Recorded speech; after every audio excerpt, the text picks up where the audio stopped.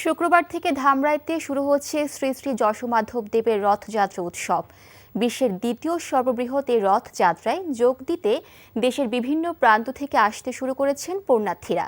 400 বছরের ঐতিহ্য হিন্দু সম্প্রদায়ের অন্যতম বৃহৎ ধর্মীয় এই উৎসব ঘিরে এলাকা জুড়ে নেওয়া হয়েছে কয়েক স্তরের নিরাপত্তা। আরও জানাচ্ছেন জাহিদুর রহমান। প্রতি বছর আষাঢ়ের শুক্লপক্ষের দ্বিতীয় তিথিতে শুরু হয় এই রথযাত্রা। উৎসব ঘিরে শ্রী শ্রী যশোমাধবের রথটিকে সাজানো হয়েছে নতুন করে। রথের গায়ে পড়েছে রংতুলির আঁচড়। প্রায় 40 ফুট উঁচু এবং 20 ফুট চওড়া কাঠের তৈরি এই রথের চারপাশে খোদাই করা হয়েছে বিভিন্ন দেবদেবীর প্রতিকৃতি।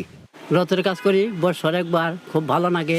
শেষ মুহূর্তে যে কিছু লক্ষ্মীর কাজ আছে বা লতা পাতা এগুলা আছে, গোলাপ ফুল আছে, এগুলো আমরা ডিজাইন করে থাকি। হিন্দু ধর্মমতে অবতার জগন্নাথ, জ্যেষ্ঠ ভাই বলরাম এবং বোন সুভদ্রা রথে চড়ে যাবেন মাসির বাড়ি। এই ত্রিমূর্তিধারী রথ টেনে পুণ্যলাভের আশায় শোভাযাত্রায় অংশ নেবেন সনাতন ধর্মের অনুসারীরা। রথযাত্রা ঘিরে আয়োজন করা হয়েছে মাসব্যাপী মেলার। রথযাত্রার যে কাশি বলে আমরা যেটাকে রশি, সেটাও আমাদের স্থানীয় মাঝি সম্প্রদায়ের লোকজন এটা তৈরি করে দিয়ে গেল। আমরা আশা করি অন্যান্য বারের মতোই এবারও অত্যন্ত আনন্দঘন পরিবেশে আমরা আমাদের এই উৎসব পালন করতে পারব। রথযাত্রা উৎসব শান্তিপূর্ণ ও আনন্দঘন করতে প্রশাসনের পক্ষ থেকেও নেওয়া হয়েছে সব ধরনের প্রস্তুতি। বিশ্বের দ্বিতীয় বৃহত্তম রথ উৎসব বা এই রথযাত্রাকে কেন্দ্র করে আমরা অনেকগুলো প্রস্তুতি ইতিমধ্যে সম্পন্ন করেছি। আমাদের মন্দির কর্তৃপক্ষ এটি নিয়ে তাদের প্রস্তুতি সম্পন্ন করেছে।